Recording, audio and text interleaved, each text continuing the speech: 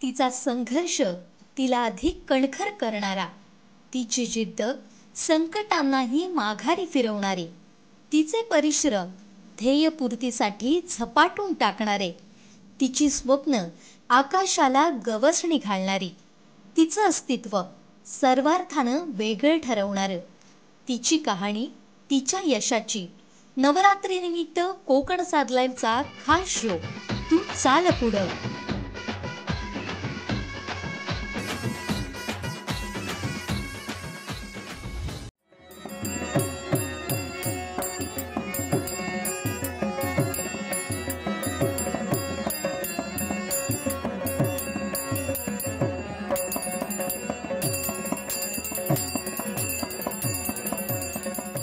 नमस्कार, मी जुईली. नवरात्री निमित्तच्या खास भागात आज आपण भेटणार आहोत त्यांना ज्यांच्या एंट्रीनं तयार होतो वेगळा माहोल. मग तो रंगमंच असो की मालिका, गाजवलीच म्हणून समजा. नाटक, मालिका किंवा सिनेमा, आपल्या अभिनयानं त्या उमटवतात वेगळी छाप. ज्या आहेत सिंधुदुर्गातील महिला दशावतार मंडळाच्या भाग, ज्यांचं बोलणं असतं बेधडक, स्पष्ट.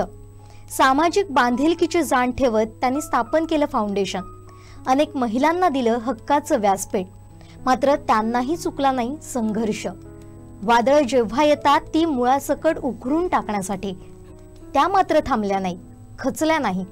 नियतीनं दिलेले घाव पेलत फिनिक्स पक्षाप्रमाणे त्यांनीही घेतली पुन्हा भरारी. अर्थात त्या आहेत मालवणी गजालीकार, ज्येष्ठ अभिनेत्री अक्षता कांबळी.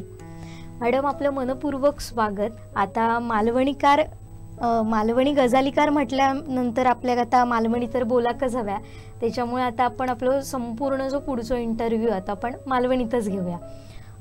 तुमच्या अभिनयाची जी सुरुवात झाली होती ती दशावतारपासून.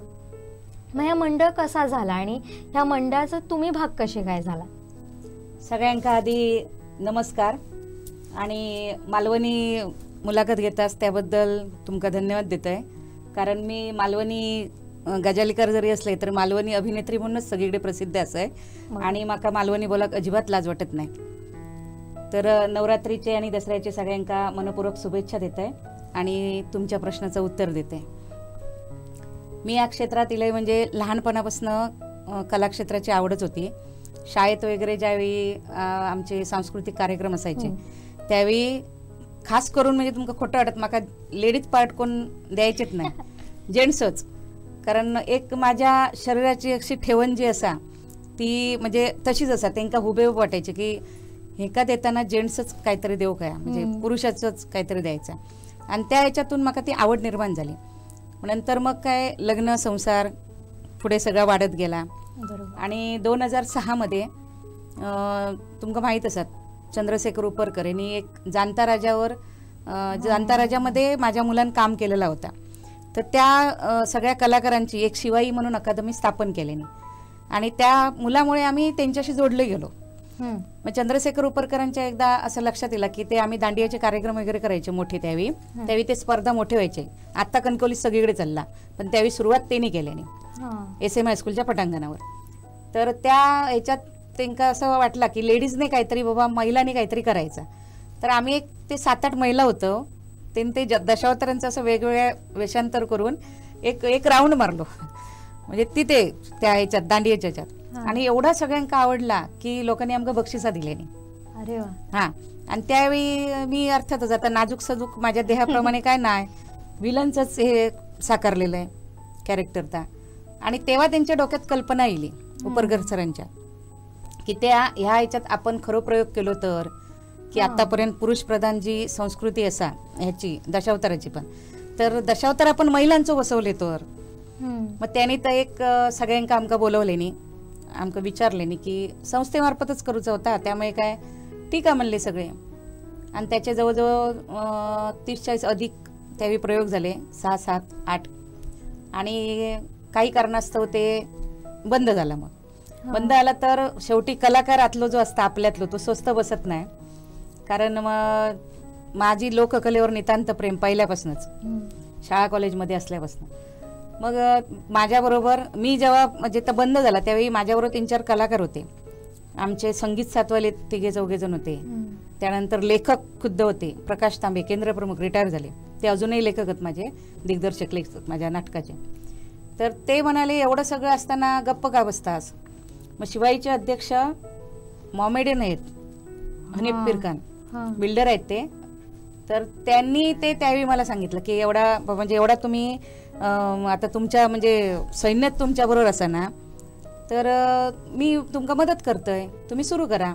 मग 2009 मध्ये सिंधुरत्न लोककला म्हणून त्यावेळी मंच तो स्थापन करून आम्ही ती नाटकं केली. त्यावेळी 2009, 10, 11 ह्याच्यात गोवा राज्यात जास्त केली, बिचोली, धुमासे वगैरे तिकडे त्या बाजू.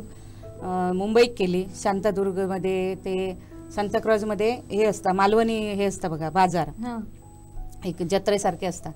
मग थंय पण जाऊन केलं आणि ती एक आवडच होती. आणि मध्ये मग माझ्या घरगुती प्रॉब्लेममुळे, एक मिस्टरांच्या आजारामुळे तर मी बंद राहिला. आणि मग कोरोना येलो परत. मग कोरोना आल्यानंतर परत 2022 मध्ये ना परत उत्सुकता काय करायचा. मग खरं सांगायचं म्हणजे ह्या इथपर्यंत येऊन पोचायसाठी म्हणजे माझ्या घरातनं खूप सपोर्ट, खरं तर मिस्टरांचं. आणि आता मुला दोन्ही माझी मोठी असत, सॉफ्टवेअर दोन्ही मुलगी माझी पुण्यात. तर मोठ्या मुलांनी सांगितलं तुझ्या मनाप्रमाणे तुका म्हणजे जगाचं ना कला क्षेत्रात, मी खर्च करते, चल कर परत सुरू. मग परत 22 मध्ये परत नव्याने सुरू केलं ते. आणि 22, 23, 24 आता चालू असा. आता जरा मागच्या वर्षी 7-8 महिने माझा वेतोबाचा शूट चालू होता, त्यामुळे ते बरेचसे प्रयोग गेले आणि आता परत सुरू करतले मी.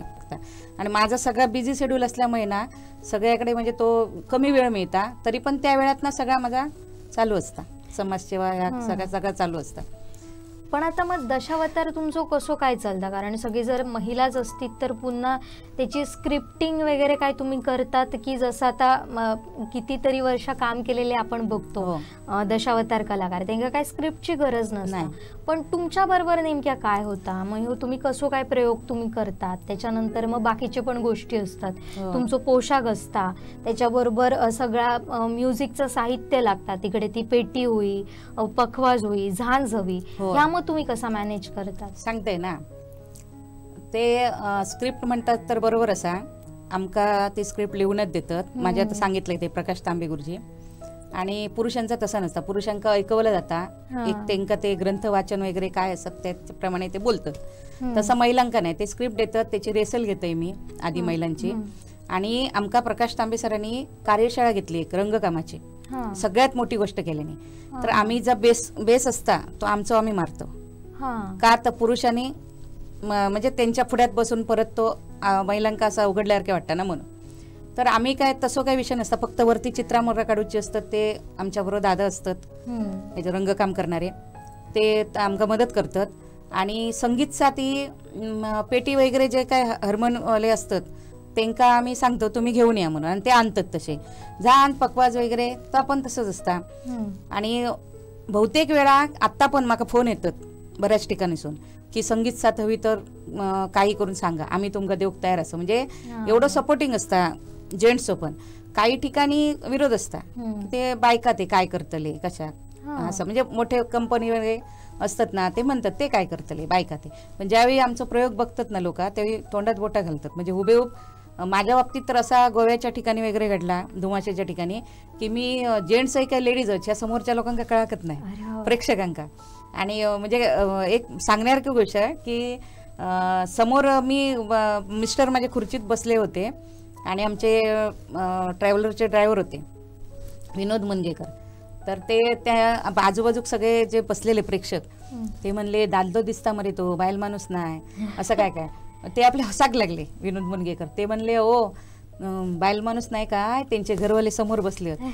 आणि मग तिथे ना त्या एक सांगण्यासारख्या म्हणजे काय, सिंधुदुर्गापेक्षा गोव्यात ह्या कलेक खूप आदर करतात, मान देतात आणि खूप महत्त्व दशावतार या लोककले मी बघितलंय, अनुभवलंय तो. त्या तिथले जे महिला होते, त्या ज्या ठिकाणी आमका मंदिरात कार्यक्रम दिलेले तिथे महिला होते ना, त्या महिलांनी इतक्या तेवी आदरातिथ्य केल्यानी की ते म्हणले तुमका हुबेहूब म्हणजे ना तुमच्या घरातले पण ओळखतात काय काय माहीत, तुम्ही जेंट्सच वाटतात. आणि ते गोड पदार्थ विदार्थ भरवलेनी आणि जवळजवळ अर्धा किलोमीटरच्या पुढे ते फटाके वाजवलेल्यानी. आणि ह्या सगळ्या होतं ना मिस्टर आमचे काय म्हणजे समोरच बघत ना, मागून 7-8 जण इले मिस्टरांका खुर्ची सकट उचलले नाही. म्हणजे एक आनंद तो की त्यांना वाटलं अरे बापरे म्हणजे एवढा ही जेंट्स सारख्या करू शकतात. आणि आता माझ्याबरोबर जे कलाकार असत ना त्यांच्या बाबतीत पण सांगते तुमका, जी अनमॅरिड पोरगी असत, बाकी काय असू देत, मी त्यांना पहिलाच सांगते येल्यावर तुमच्या ज्या पर्सनल ह्याच्यात मी लाईफमध्ये इंटरफेअर करणार नाही. तुमचं जे काय असतात ह्या माझ्या सेटच्या बाहेर, इथपर्यंत काय तुमचं काय येता कामा नाही. त्यामुळे इतकी पोरा घाबरतात की मॅडम इले म्हटल्यावर फोन स्विच ऑफ, हां फोन कोणाचं नाही किंवा बरोबर कोण त्यांच्या नाही. त्यांच्या आई वडीलच सांगतात की तुमच्या जबाबदारी पाठवतो, तुमच्या जबाबदारी आणायचा, तुमच्या जबाबदारी सोडायचं. म्हणजे एवढा एक विश्वास असा पालकांचं त्यांचं माझ्यावर. आणि खरोखरच म्हणजे तशी म्हटलं तर काही पुरुष का विरोध करतात सांगते तुमका, की कागदावर महिला पुढे गेलेत हे माझ्या दृष्टीने तरी कळता. म्हणजे माका वाटतं असा सगळ्याच बाबतीत महिलांका सपोर्ट करत नाहीत. काय म्हणजे काय कारण असू शकत असतं तुमचं? कारण म्हणजे आता माझ्या बाबतीत सांगते, मी तर खरं स्पष्ट सांगते तुमका, मी कोणाची बरोबरी करूक जात नाही किंवा स्पर्धा करूक पण जात नाही किंवा त्यांच्या पुढे जाऊन माका काय त्यांना पाडूचो पण विषय नाही. फक्त या लोककलेवर माझा नितांत प्रेम, माझा एकच ध्येय असता. इतकी वर्ष आता झाली माझं मी चालवते ते काम. तर माझ्या बरोबर जे महिला येतात दशावतारात, तर हे शेवटी चॅलेंजिंग विषय हा दशावतार ह्यो. कारण तुम्ही इतर एकांकिका असतात किंवा डान्स असतील, ह्यो कॉमन विषय झालो, पण ह्यो विषय ह्यो चॅलेंजिंग झाला. जो यांका कळता ना तीच कलाकार माझ्याबरोबर येतात. मग त्यांका सांभाळताना एक माझी जबाबदारी असता, मॅरिड असू देत किंवा अनमॅरिड असू देत. शेवटी एवढ्या महिलांका घेऊन, आणि जरी किती तुम्ही सायन्स तुमचा विज्ञान पुढे गेला तरी अध्यात्मावर येऊन थांबता. आम्ही तिथे गणपतीची पूजा करतो, गणपती ह्याच्यावरून येतो स्टेजवर आणि नंतर डायरेक्ट विलन करतो. पेटारा वगैरे असलं काय मी पूजत नाही लेडीज असल्यामुळे, कारण ती जबाबदारी नको पुढे आपल्या, मी हौस म्हणून करते हे नाटक. तर त्या पण गोष्टी पाळूच्या लागतात. कारण 7 किंवा 8, 9 जे महिला असतात ते मंथली प्रॉब्लेम म्हणा काय म्हणा, हे सगळ्या गोष्टी सांभाळून माका करूच्या लागतात. आणि ह्या सगळ्या सांभाळताना काहीतरी पुरुषांची मक्तेदारी मोडीत काढून अक्षता कामी पुढे चालली होत, ही काहीतरी खंत समोरच्या असता. त्यामुळे काही गोष्टीत विरोध होता, ते काय नाही आता बरोबर नाही. मग असे कॉमेंट्स बरोबर बरेच इल्ले. मी एक नाटक माझं चॅनल असा सिंधुरत्न एंटरटेनमेंट, तर त्याच्यावर मी एक स्पर्धेक तिकडे लोककला महोत्सवच होतो चिपळूणला. तर ते टायमिंग असतं ना 3 तासाचं, आम्ही 1 तासात शॉर्टकट नाटक केले, तर आम्ही टाकले. तर ते काय एवढे कॉमेंट दिले की नाही बायकांनी करूचत नसता. म्हटलं कारण काय तर सांगा तरी, बायकांनी का करूच नसता? नाही कारण सांगत, फक्त त्यांना काय विरोधच करूचा हो, त्याच्यामुळे तो विरोध करतो. पण काही पुरुष असे असत दशावतारातले की कायम सांगतात ताई कधी गरज लागत आमका सांगा आम्ही असो, असे पण असत. असं काय म्हणजे सगळेच विरोध करतात असं नाही. पण मानधनाच्या बाबतीत पण तुमका सांगते, आता ज्यांचे कंपनी वगैरे असत, अर्थातच ते पिढ्यानपिढ्या चाललेले आहेत, त्यांचं सगळं मोठं म्हणजे अनुभवी असत, शास्त्रानुसार त्यांना सगळं माहीत पण असा. पण त्यांका ज्या जेंट्सला देतात त्याच्या निम्मे पण आमका देताना काचकूच करतात मानधन. त्यामुळे काय होतं सांगा, कधी कधी माका माझ्या खिशातनं घालून रोलिंग पण होत नाही, खिशातनं घालूच लागतं. आणि त्या मी हौशी खातर करते. माझ्या कलाकारांका मी कधीच नाराज करत नाही, माझ्या संगीत सातवाल्यांका कधीच नाराज करत नाही. तुम्ही कधीही माझ्या कलाकारांका विचारा. काही वेळा मी काही उरत नाही, खिशातला पण घालूच लागता. काही वेळा व्यवस्थित मानधन नसला समजून पण देणारे असतात काही ठिकाणी, की नाही अरे लेडीज असून एवढा तुम्ही म्हणजे उत्कृष्ट केलात, आमच्याकडनं बक्षीस तुमका 5,000 वरती घ्या, असं पण सांगणारे असतात. मग त्यावेळी पण आम्ही कलाकारांका काय वाढूनच देतो, म्हणजे काय आनंदात असतात ना ती. म्हणजे एक सांगण्याचा उद्देश की तसा म्हटलात तरी प्रत्येक गोष्टीत काहीतरी आडकाठी घालतात. म्हणजे थोडीशी मानसिकता आता बदलूची गरज आहे. बरोबर आहे, पण ती बदलत नाही. याच निमित्तानं मी फक्त एकच आवाहन करेन की कला ही कला, तो स्त्री किंवा पुरुष किंवा ते का कुठली तरी जात किंवा आणि कुठल्या बंधनात ह्या कलेक आपण अडकवू शकत नाही. आता एकतर महिला म्हणून असे काही माणसं असत ज्या प्रतिनिधित्व करत असत, अनेक महिलांका पुढे काढूचो प्रयत्न करतो. अशा वेळी आपण त्यांचे पाय खेचण्यापेक्षा त्यांच्या सोबत राहा, त्यांना पुढे जाण्यासाठी काहीतरी प्रयत्न केलो तर आपलीच माणसं मोठी होतली. ताई हा पण तुमचा दशावताराचा प्रवास बघितलो, पण त्याच्याबरोबर तुम्ही आणखीन खूप काय काय केलेला असतात. म्हणजे तुम्ही मालिका केल्या, चित्रपट केल्या, पण याच्यानंतर तुम्ही डायरेक्ट चित्रपटाकच हात घातला, म्हणजे चित्रपटासाठी तुमचं सिलेक्शन झाला. मात्र रंगमंचावरचा काम ह्या पूर्णपणे वेगळा असता, बरोबर. आणि कॅमेराच्या समोर राहून जेव्हा तुम्ही अभिनय करतात तो भाग एक वेगळो असता. तुमचं पहिलं कॅमेरा फेसिंगचा अनुभव काय होतो? पहिलो अनुभव म्हणजे दशावतारातनच मी ह्या क्षेत्रात गेलोय. दशावतार करता करता एकदा आपल्या कणकवली नगरपंचायतमध्ये ऑडिशन लागलेली. श्वासचे दिग्दर्शक आपले संदीप सावंत, त्यांचो नदी वाहते ह्यो चित्रपट होतो आणि तो माझो पहिलो चित्रपट. कॅमेरो कसो फेस करायचो हे म्हाका त्या चित्रपटान शिकवल्यान. म्हणजे म्हाका काही माहीत नव्हता आणि काय म्हाका त्यावेळी अशी बुद्धी झाली. म्हणजे उपरकर सर पण बोलले, माझे दुसरे आणखी 1-2 मैत्रिणी बोलले की ऑडिशन देऊ काय. मी म्हटलं काय म्हाका कळचं नाही ऑडिशन कशाक देऊ. नाही देऊन तरी बघा, जावा तरी. आणि तिथे आमचे धनराज चंद्रकांत कदम आमच्या कलमटमधलेच आहेत, ते एडी होते त्या चित्रपटाचे. तर त्यांनी तो म्हाका ऑडिशन घेतले, म्हणजे वाचून घेतल्यानी हिंदी मराठी आणि अभिनय करूक लावल्यानी. तर तो अभिनय म्हणजे काय तेव्हा माहीत नव्हता, आता कळतं तो अभिनय केलेला आहे आणि कॅमेऱ्यासमोर. आणि त्यावेळी त्यांनी सिलेक्शन केल्यानी माझा. आणि एक माशेवलनीचो रोल होतो, एक आमच्या सावंतवाडीच्या इथेच कुठेतरी शूट झालेलं इथेच. तर सर ते मासे कापून त्या टायमिंगमध्ये ते समोर डायलॉग बोलूचे होते, हे भावा ये काप देता ये ताजत यात काय काय बोलून ते कापून पिशवीत घालून द्यायचे होते. पण तो टायमिंगच जुळत नव्हतो, कारण माझा तर कामच नाही ना माशेवालनीचा. माका तर ते डायरेक्टर सांगत होते आमचे संदीप सावंत सर की अहो मासे कोणाकडे आणायला जातात नाही तर ताईचं हे बघा, आठवा. म्हटलं सर नाही जमतो. आणि ते झालं. त्याच्यानंतर काय 1 वर्ष मला वाटतं असंच, म्हणजे मला वाटतं वर्षभर तरी थंड राहिलं. त्यांचं काहीतरी तांत्रिक गोष्टीमुळे प्रॉब्लेम झालो. आणि नंतर माझ्या घरी एक प्रॉब्लेम झालो मिस्टरांच्या आजारपणाचं. त्याच्यामुळे मी काय तो विषय म्हणजे नाही, म्हणजे तो सोडून दिले. पण नंतर 1 वर्षानंतर 12 मध्ये वाटतं 12 की 13 मध्ये ते त्यांनी फोन केले नाही परत माका की असं असं तुमचं सिलेक्शन आहे का दुसऱ्या त्याच चित्रपटात दुसऱ्याच ह्याच्यासाठी झालेला असा कॅरेक्टरसाठी तुम्ही लागतला. मी म्हटलं नाही जमणार माका काही शक्य नाही म्हणून सांगले. दुसऱ्या वेळी सांगले, तिसऱ्या वेळी सांगले. मग म्हटलं माझे मिस्टरांका म्हटलं बरं नाही आजारी आहेत, त्याच्यामुळे माका काही तर शक्य नाही. मग 3ऱ्या-4थ्या वेळी फोन केले तो मिस्टरांनीच उचलले नाही. मिस्टर म्हणले माझ्यासाठी तुका मोठ्या पडद्यावर माका बघूचा असा चमकताना ते तू ह्या गोष्टीसाठी जायचं. त्या ह्याच्यात सरपंचबाईचं रोल होतो माझं.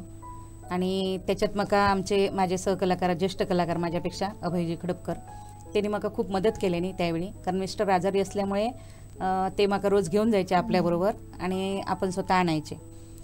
आणि त्यात तो पहिलो पिक्चर झालो. त्याच्यानंतर दुसरं शाली झालो अतुल साठमांचं, तिसरं अंगाई गीत झालो. आणि चौथो एक आम्ही कणकवलीतल्या कलाकारांनी, म्हणजे आमचे शशिकांत कांबळी असत डिरेक्टर, त्यांनी त्या आमच्या सगळ्या कणकवलीच्या आमच्या ग्रुपने एक मालवणी अभ्यासासाठी म्हणून एक तो आम्ही चित्रपट केलेलो भिकू म्हणून. आणि त्याच्यात माझी मास्तरीनबाईची भूमिका जी होती ती खूप लोकांका भावली हुबेहूब.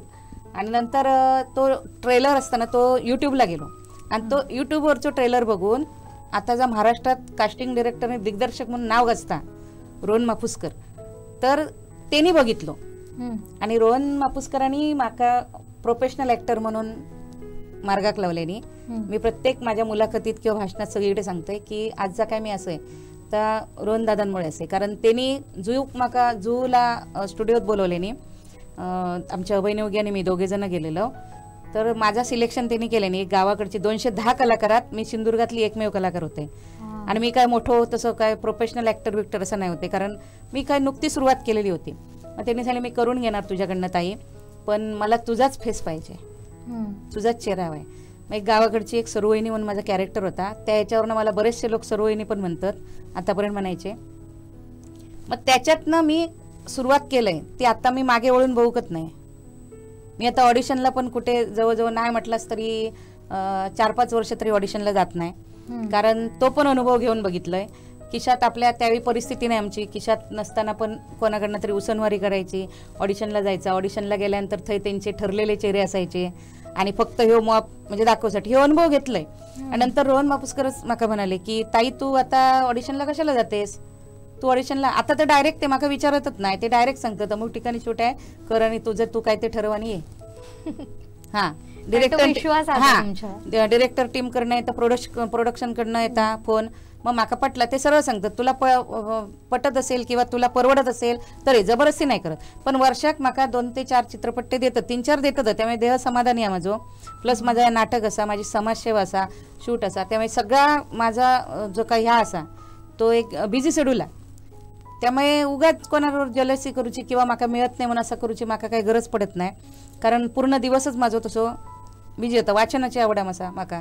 त्यामुळे रिकामी ज्या वेळ असतात, मी ब्युटिशियन असं, पार्लर असं माझा तेव्हा 2006 पासून ते कॉन्टॅक्टची गिरायक, त्यामुळे तसं काय वेळ रिकामी जात नाही माझं. बरोबर. असं त्यामुळे आतापर्यंत मी एक 15-16 अधिक चित्रपट केलंय आणि मालिका केलंय 3-4. माझं स्वतःचं सिंधुरत्न एंटरटेनमेंट युट्यूब चॅनल असा, ते पण कोरोनातच झाला सुरू. त्याच्यामुळे त्याच्यावर आम्ही काय काय बारीक सारीक मुला येली गावात की असं बारीक सारीक काहीतरी टाकतो, शॉर्ट फिल्म वगैरे. बरोबर. हा, आता मग तुमचा मालिकेचा अनुभव आवडा तुमच्याकडून जाणून घेऊ. आता मालिका म्हणजे आमच्या समोर येता पहिली ती आता वेतोबा मालिका, जी हल्लीच झाली, ज्याची खूप चर्चा पण झाली, आणि त्या मालिकेचं नाव प्रत्येकाच्या आता तोंडार असा, किंवा तुमचा जो कॅरेक्टर होता ता सुद्धा लोकांनी अक्षरशः उचलून घेतल्याने तिला खूप प्रेम मिळाला त्या कॅरेक्टरला. तर तो अनुभव कसं होतं तुमचं? तो अनुभव म्हणजे वेतोबाई माझी 4थी मालिका, पहिलीच माझी झी मराठीवरची गावगता गजाली. एकच एपिसोड झालो पण खूप छान गाजलो तो 31 डिसेंबरचो. नंतर रात्रीच के झालीची, त्यात पण एक छान छायाच्या सासूचा हे होता, रोल होतो, म्हणजे तो पण चांगलो गाजलो. नंतर मग लॉकडाऊनच्या काळात स्टार प्रवाहवर नवे लक्ष म्हणून मालवणी कॅरेक्टर त्यांना वय होता, त्यांनी खंय शोधून काढले नाही बघा माका इतक्या ह्याच्यात. आदेश बांदेकरांचं प्रोडक्शनचं होतं ते, आणि ती मग लॉकडाऊन लागल्यामुळे 4-5 भागानंतर मला जाऊकच मिळेना ना, लॉकडाऊन लागला. हा, आणि ही झी मराठीचं माझं काम बघितलेलं त्यांनी 2 सिरियलचा, त्यामुळे ह्या सन मराठीन माझी चॅनलकडनं माझा सिलेक्शन झाला. प्रोड्युसर तेच होते ना भोसले, त्यामुळे त्यांनी तर दाखवले नाही, त्यांच्याकडनं झालं. आणि त्या मी जा एवढा आता 10-15 वर्षाचं काम करतोय, त्याच्यातला सगळा जो गाभो असतात तो गाव मम्मीक मिळालो वेतोबातल्या. म्हणजे आता मी रस्त्याने चालताना कोणतरी असे ओळखी बळखीचे असतात ना, गे गाव मम्मी काय म्हणतो असं म्हणजे. आणि तो डायलॉग जो होतो त्याच्यात तो सगळीकडे प्रसिद्ध झालो माझं डायलॉग. आणि त्या गाव मम्मीन माका खूप म्हणजे असं महाराष्ट्राच्या घराघरात पोचवल्यान, कारण त्या कॅरेक्टरच तसा होता. तो डायलॉग आता आमका पुन्हा एकदा तुमच्याकडून ऐकायचा. तो डायलॉगची एक पण तुमका ती गंमत सांगतोय. आम्ही आमचे क्रिएटिव्ह हेड येलेले चॅनलचे, आणि ते बसलेले, तर त्यांना असा काहीतरी असा वेगळा काहीतरी वेळ होता, आणि आम्ही बोलत होतो, आमचं मंगल राणे वगैरे आमचे सगळे बोलत होतो. तर मंगल राणेन म्हटल्यान की असं काहीतरी डायलॉग ना तुका ताई येऊ होय, असं म्हणजे काय बाय बोलला काहीच झालं असं ॲक्टिंग म्हटलं. तर मी लगेच ते का करून टाकले, काय बाय बोलला काहीच माझं हल्ला.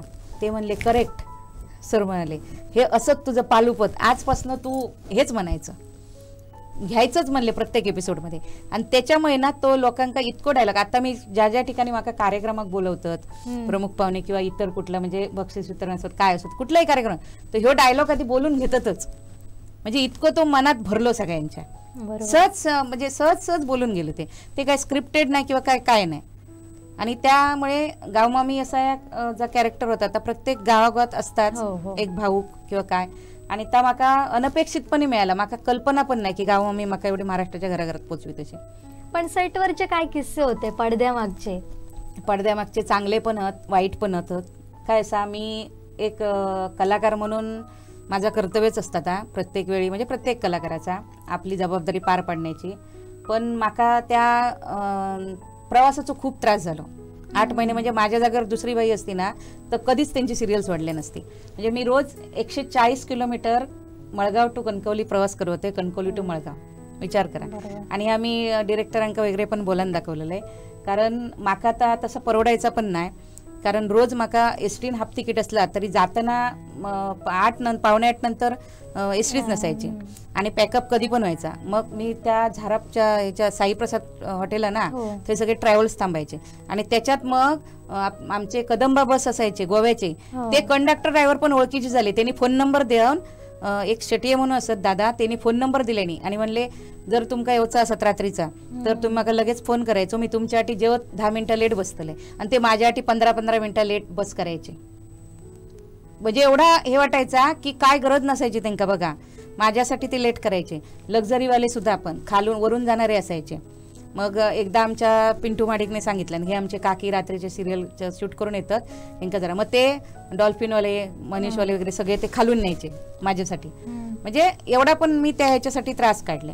आणि काही गोष्टी आनंदाच्या म्हणजे काय कुटुंब म्हणूनच असता, कुठल्याही तुम्ही सेटवर गेलात बरोबर. तर आपल्यावर असता जे आमचे जे काय ते प्रोडक्शनची माणसं होती किंवा डिरेक्शन टीमची होती ते खूप म्हणजे कसं असतं म्हणजे आपल्या अभिनयावर पण असता. मग आमका कसं एकदा सांगितल्यानंतर त्यांच्या मनासारख्या झाला की ते टेक ओके म्हणायचे, मग बोलून दाखवायचे डायरेक्टर की मामी अशी येते आणि अशी जाते काय कळत पण नाही. पण त्या मामी येऊचं जाऊचं त्रास होत होतो प्रवासाचो, म्हणजे ह्या त्यांका पण माहित होता. नितीन काटकर सर तर आमचे कायम सांगायचे डिरेक्टर की सॅल्यूट मामी तुला, काय कसं येतेस ग एवढं सांग. मी का जात होते ते आपण सांगते तुमका. मी ते माझ्यासाठी रूम पण होतो रवासाठी, पण माझ्या घरी प्रॉब्लेम असतो की मुलं दोन्ही पुण्यात सॉफ्टवेअर इंजिनियर असल्यामुळे आणि मिस्टर एकटे असायचे. एवढ्या मोठ्या घरात मिस्टर एकटे आणि खाण्याचा प्रश्न त्यांना डबो लावले तो पचे ना बाहेरचो. मग त्यांच्या जेवणासाठी मला जावचं लागायचं. आत्ता पण मला 2 सिरियलचे प्रोजेक्ट होते पण मी राहू शकत नाही असा, म्हणजे माका 1-2 दिवस आड करून तर घराकडे येऊकच वया पर्याय नाही ते का. मग त्यामुळे मी रोजच्या रोज जाऊन येऊन केले. बरोबर. तुम्ही मागासपासून एका गोष्टीचा 2 वेळा उल्लेख केला, तो म्हणजे तुमच्या मिस्टरांका एक प्रॉब्लेम झालेलो आणि त्यानंतर तुमचा पूर्ण आयुष्य हल्ला. म्हणजे पडद्यावरची अक्षता कांबळी, गाव मामी सगळ्यांका माहिती आहे, अनेक कॅरेक्टर तुमचे फेमस असत, मात्र त्या व्यतिरिक्त सुद्धा एक अक्षता कांबळी असत ज्यांच्याने खूप मोठं संघर्ष केल्याने अगदी सगळं आयुष्य उद्ध्वस्त होक येता अशी परिस्थिती असताना सुद्धा ते तग धरून राहुले. त्यांनी संकटांशी 2 हात केला. नेमकं काय प्रसंग होतो तो आणि तुम्ही त्यातनं कसा स्वतः सावरला? प्रसंग म्हणजे माका असं अजूनही वाटतं की माझ्या दुश्मनावर पण येऊ देत नको. कारण कॅन्सर या आजारा नुसतं फक्त नाव घेतलास तरी पण काय होतं आहे आपण शब्दात सांगू शकत नाही. तर 200 प्रकार कॅन्सरचे असताना लाखात एखाद्या माणसाक होणारो. माझ्या मिस्टरांका नाकाचं कॅन्सर झालं 2012 जे वर्षभर असे सर्दी म्हणून आम्ही डॉक्टर करत राहिलो. नंतर ज्यावेळी जास्त झाला श्वास वगैरे घेऊक मिळेना, ऑपरेशन केला, रिपोर्ट पहिले नॉर्मल येते, परत रिचेकिंगला पाठवले नाही तर कॅन्सरची जस्ट सुरुवात असं म्हणून सांगितले नाही. आणि थैसूनच खऱ्या माणसात तर माझं म्हणजे खूप म्हणजे हेच झालं सगळं. मुलं 2 बाजूक होती. धाकटो पोरगो 9वी इकडे होतो, मोठो पोरगो 3ऱ्या वर्षात होतो इंजिनिअरिंगच्या. आणि त्यावेळी आर्थिक सामर्थ्य नव्हतं माझ्याकडे. म्हणजे एस टीवाल्यांका तुमका आता ऐकून माहीत असतात एस टीवाल्यांका पगार खूप कमी असतं. आणि त्या याच्यात दोन्ही मुलं माझी एवढी शिकत असताना मी ज्या एका पतसंस्थेचं काम करत होते ती पण गेली. म्हणजे सगळ्यातनं मी शून्यात इलेलं आहे आणि शून्यात इलेलं असताना हा प्रसंग येईल माझ्यावर. त्यामुळे एवढं त्यावेळी त्या संघर्षमय जीवन होता माझा. तर एखादी दुसरी व्यक्ती असत तर तिने तर आत्महत्याच केल्या नसती. पण एक माझ्या स्वतःबद्दल माका जी ह्या होती आत्मविश्वास स्वतःबद्दल होतो. आणि पहिल्यापासूनच माझं म्हणजे वागण्यात निढर असा पहिल्यापासून कसा एकदम कसा इलेल्या संकटात तोंड देऊन आपण खड्ड्यात पडलो चिखल लागलो म्हणायचो नाही. आपण पुढे चालत राहायचा, मागे वळून बघायचं नाही. ह्याच आतापर्यंत मी केलंय आणि त्या वेळात मी तसंच केलंय. फक्त माका त्रास झालो. माझे दोन्ही मुला माझ्यापासून म्हणजे खूप माका त्यांना काय वेळ देऊक मिळत नव्हतो. मोठ्या मुलाचे तर अक्षरशः मी सांगून तुमका खोटा वाटतात तर मेसचे पण पैसे काढत होते. कारण माझ्याकडे पैसेच नसायचे त्यावेळी उपचाराक. आणि बरोबर कोणी नसायचं माझ्यावर, त्या कोणीच नव्हता. फॅमिली जॉईंट असा फॅमिलीसाठी केला सगळा 30 वर्ष सगळ्यांका माहिती आहे.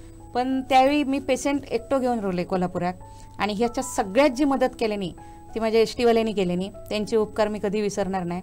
एस टीचे साहेब सगळे अधिकारी सगळे माझ्या घराकडे येले आणि कांबळी आमचा गोडा माणूस आहे म्हणून सांगत होते की कोणाच्या उठण्यात नाही. आणि मिस्टरांचं आमच्या एस टीवर एवढा नितांत प्रेम तर घरात कोण मेला तरी पण ते काय आधी पहिली एस टी सणावाराक पण काय असलं नाही कामगार कमी आहे तुझा, म्हणजे आमची भांडणं होण्यापर्यंत इतके असायचे.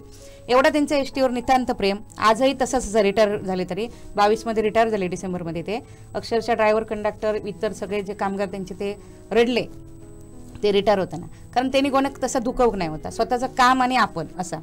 आणि त्या प्रसंगात म्हणजे मी कोल्हापुरात कॅन्सर सेंटरला ट्रीटमेंट केलंय सगळी. आणि थंय येऊन म्हणजे आतमध्ये मी ते असायचे आणि आत जाऊ द्यायचे नाही ना. मी एकटाच होतोय आणि ते सूरज पवार इले त्यांची बायको रेश्मा पवार ती मॅनेजमेंट सगळं तिच्या हातात होता. आणि ती म्हणाली की म्हणजे पुढची ट्रीटमेंट सांगले नाही अचानक माका जेवढा मी सगळा खुडूक मुडूक सगळा करून कर्ज काढून सोनेघाण करून सगळा करून पहिले केमो केलं आणि परत रेडिएशनचे ट्रीटमेंटला लिहिले आणि पुढच्या 3 केमोंका माझ्याकडे पैसेच नाही ना, कल्पना पण नाही. मग ते मुंबईचे एक डॉक्टर आले, ते म्हणले पुढे म्हणले तुमका 3 केमो करूचे.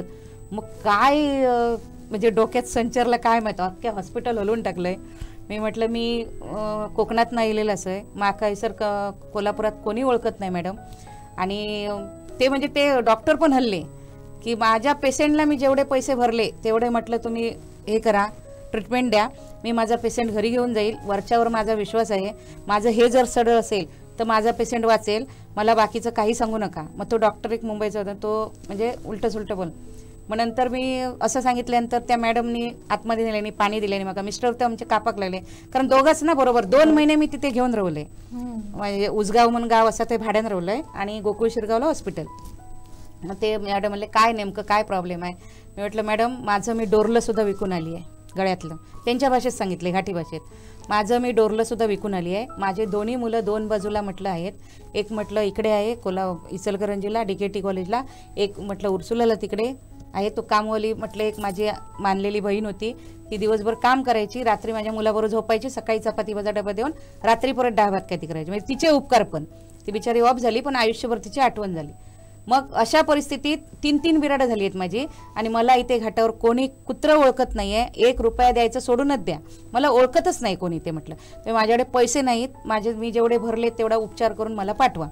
तर ती शेवटी लेडीज महिलाच ना, स्त्रीच ना, तिच्याही डोळ्यातनं पाणी आले, डोक्यावरून हातबीट फिरवल्यानं जवळ घेतल्यानं मका म्हणली गुडगलायस तू, मी बघते, आय होप्स म्हणजे तू सगळं करणार, मी एकटीच तू करतेस, लढतेस, मी बघते.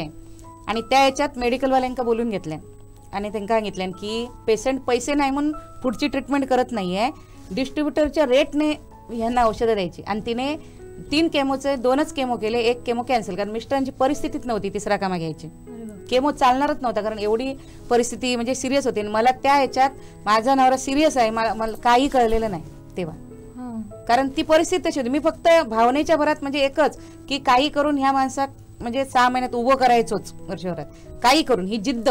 बरोबर. हा, माझं कुलदैवत तुळजा भवानी माझ्यावर होतं. माझे 2 इचलकरंजीला एक से नंदावे आहेत, कराडला एक आहेत, असं त्यांचं पाणेंद्र ग्लासवर्क मोठं आहे, ते नंदावे फक्त मला तिथे यायचे, बाकी कोणी माझ्याबरोबर नव्हतं. टॉयलेट बाथरूममध्ये जायचं आणि घसा रडायचा, बाहेर यायचा, कारण पेशंटच्या पुढ्यात मी रडू शकत नव्हते.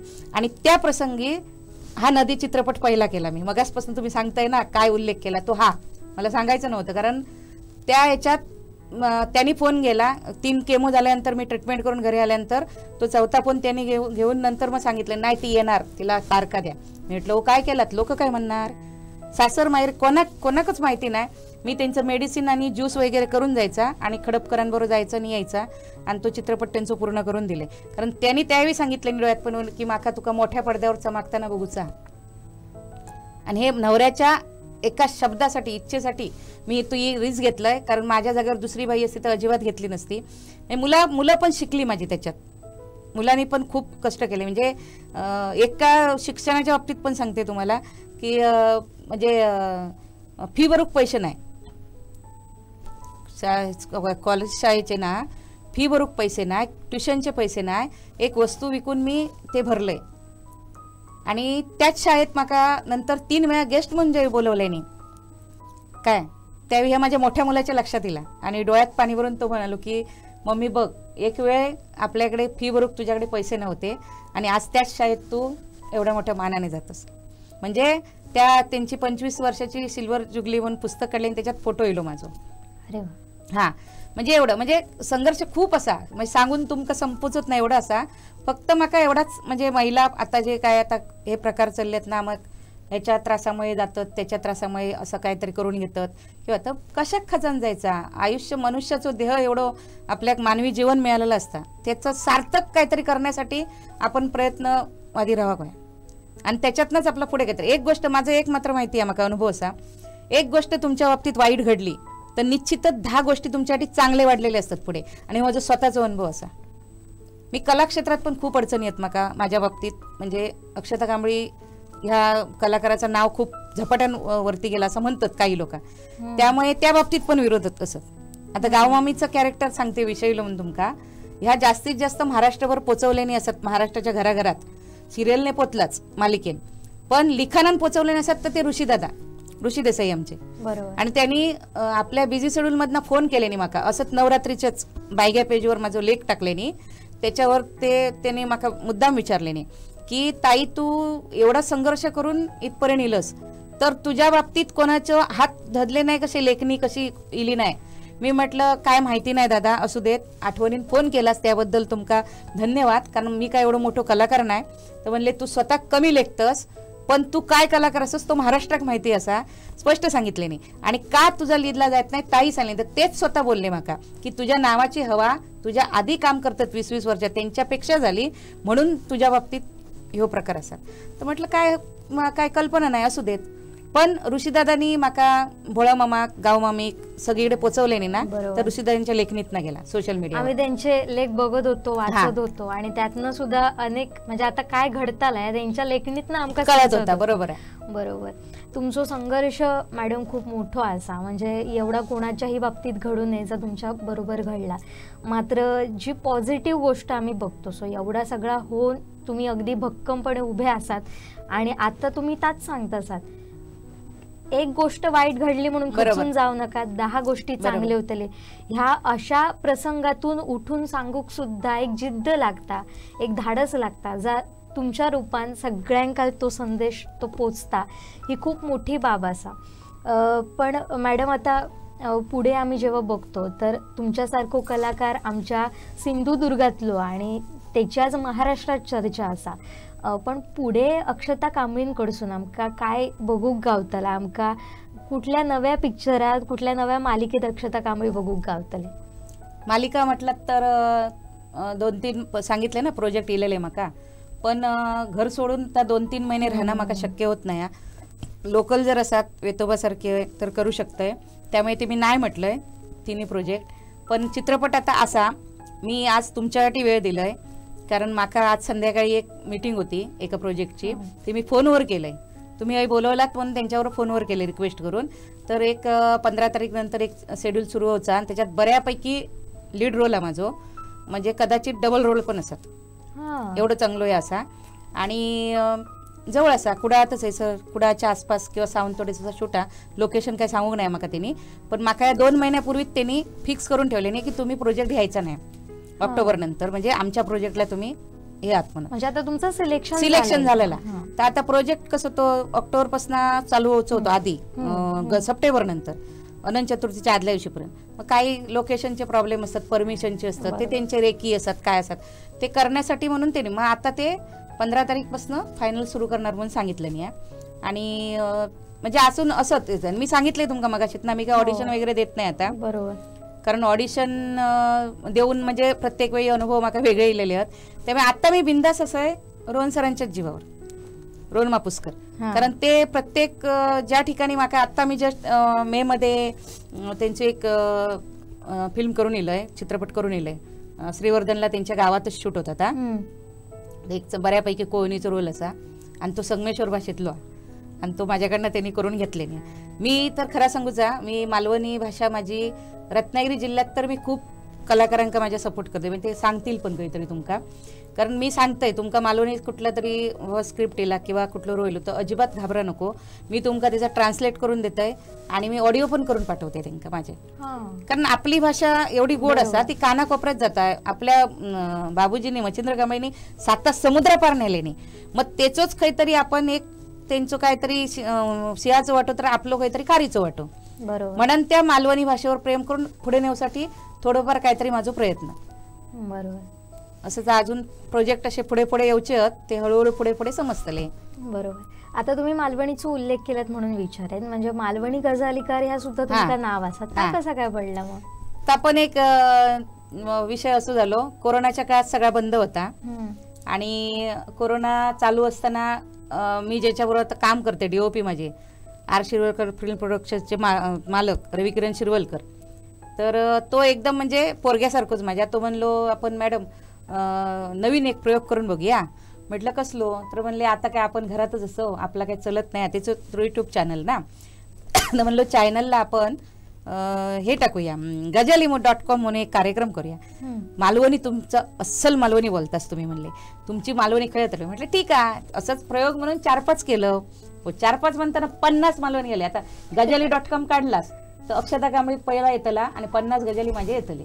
ते अगदी मनापासून बघा, कारण मी जसं मी काय स्क्रिप्टेड नाही लिहिलं येतात, जसं माका माझ्या सणांवरती किंवा आजूबाजू घडणारे आपल्या प्रसंग त्याच्यावरती मी ते एक काहीतरी त्याच्यातनं बोध जाऊ होयो, हेंका प्रेक्षकांका बोध जाऊ होयो, ह्या उद्देशाने ते गजाली केलंय. आणि तेव्हा ते इतके गाजले, त्याच्यामुळे मला गजालीकर नाव ह्या रवी शिरवलकरांमुळे मिळालं. आता जस्ट आम्ही मागच्या महिन्यात डांबरट म्हणून एक चित्रपट केलो मालवणी, तर त्याचं कास्टिंग सुद्धा मीच केलंय. फक्त कणकवलीतले कलाकार 150 घातलेले आहेत, बाहेरचो एकही कलाकार नाही. कारण आमका प्रोड्युसर कोण नाही, फुकट गाडी भाडा तरी देऊ काय बाहेरच्या कलाकारांका.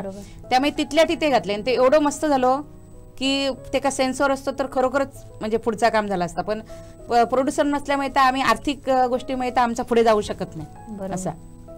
आता अक्षता कांबळींनी जसं सांगितलं त्यांचं यूट्यूब चॅनल आणि त्याच्यावर तुमका वेगवेगळे मालवणीतल्या गजाली ऐकाक मिळतले. जर ते तुमका हवे असतील तर त्यांचं चॅनल आता सबस्क्राईब करून ठेवा. मॅडम मी पुन्हा एकदा तुमच्याकडे येत आहे. आणखीन एक तुमचा काम असा म्हणजे जसा अभिनय क्षेत्र तर तुम्ही गाजवत असाल, पण त्याचबरोबर सामाजिक बांधिलकी सुद्धा जोपासतात आणि त्याच्यातनंच सिंधुरत्न फाउंडेशनची स्थापना झालेली असा.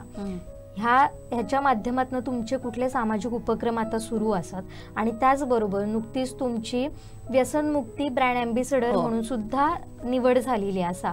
तर हे दोन्ही उपक्रम नेमके काय असतात? फाउंडेशनचा सांगूचा म्हणजे काय, तर आपण ज्या समाजात राहतो त्या समाजाचं काहीतरी देणं लागतं. हे पहिल्यापासून मनापासून आपल्या स्वतः वाटक आहे आणि ती माका खंत असा पहिल्यापासून. आणि मुळातच तुमचा स्वभाव तसं लागतं. मी मगाशीच म्हटले तुमका, समाधानी देह असलो तर समोरच्या आपण काहीतरी देऊ शकतो. जर स्वार्थी असात तर तुम्ही काही देऊ शकत नाही. मग समाधानी होय आणि तो देह माझा समाधानी असा, म्हणून तर हे सगळं चालला. तर ते मी सामाजिक कार्य का करते तुमका, म्हणजे 10 वर्ष झाली जवळजवळ. मी आता ते फाउंडेशन रजिस्ट्रेशनला टाकलंय. बरेच जण मका आता बडबडतात म्हणजे ओरडतात की ते पुरस्कार वगैरे मिळतात ते तुम्ही मिळू शकत नाही, तुम्ही ते रजिस्ट्रेशन करा. ते आता करणार आहे. आपलं त्या नावाने एक सिंधुरत्न माझं नाटक महिला दशावताराचं नाव ठेवलेलं आहे ना, सिंधुरत्न महिला दशावतार म्हणून, तर सिंधुरत्न फाउंडेशन महाराष्ट्र. तर ते त्याचं पाठीमागचा उद्देश एकच की माझ्याजवळ आता नाही म्हटलंच तरी 30-40 महिला आहेत माझ्याबरोबर. अगदी 20 महिला तरी कुठल्या तरी कार्यक्रमात असतातच. बरोबर.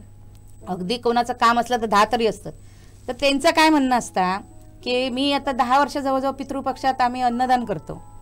आता परवा पण आम्ही जाऊन येलो आश्रमातनं. आम्ही आता ह्याच्यात तुमचं द्विज आश्रम असल ते तिथे गेली 10 वर्ष मी करतोय. थैरेकावर तुमका मिळतला माझ्या नावचा. तर प्रसिद्धीचं माध्यम नसता एक विषय म्हणून सांगतोय की काही लोकांना असं वाटतं की आम्ही जे पोस्ट करतो आणि पेपरात बातम्या लागतात तर हा ते अक्षता कांबळी प्रसिद्धीसाठी करतात. प्रसिद्धीचा म्हणून नसता. माझा एक स्वतःचा अनुभव असा, परवाच जाऊन येले मी 8 दिवसापूर्वी. माझी ती पोस्ट बघून 3 लोकांनी मला फोन केल्यानी, त्यांचा कॉन्टॅक्ट नंबर घेतल्यानी आणि तिघांनी पितृदानासाठी ह्या दिल्यानी, अन्नदानासाठी पितृपक्षात केल्यानी. एक माझ्या मुलाचा मित्र तो बेंगलोरला होता. तर तो आईच्या श्राद्धासाठी मला बोललो काकू तुमचं हे पोस्ट वाचली, मला माहीत असतं तर तुम्हाला दिलं असतं आधी. ते म्हटलं काय द्यायचंय तुला, तर माझ्या आईच्या नावाने करा ना काहीतरी. अरे म्हटलं ऑनलाईन कर. मग त्या सरांचा नंबर दिला, शेटे सरांचा. त्याने ऑनलाईन पेमेंट पाठवलं.